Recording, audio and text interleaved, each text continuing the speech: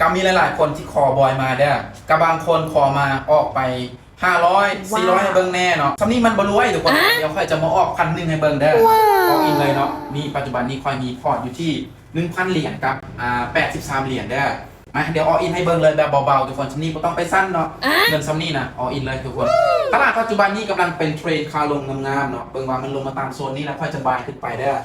แต่ปัจจุบันนี้มันยังบ่ทันฮอดโซนที่ว่าค่อยมั่นใจเด้อถ้าว่าค่อยมั่นใจแล้วค่อยจะออกเนาะเบิ่งว่ามันจะลงมาฮอดบ่ขายเลยอย่างนี้นะขายเลยนะหมอฮอดก็ยาขายเนาะเพราะว่ามันยังจงราคาคาดหวังที่ว่ามันจะลงมาต่อเนาะเดี๋ยวมาเบิ่งนะทุกคนเนาะก็คือราคาโซนนี้จะเป็นแนวรับของมันเด้อราคาโซนนี้จะเป็นแนวรับของมันเนาะนี่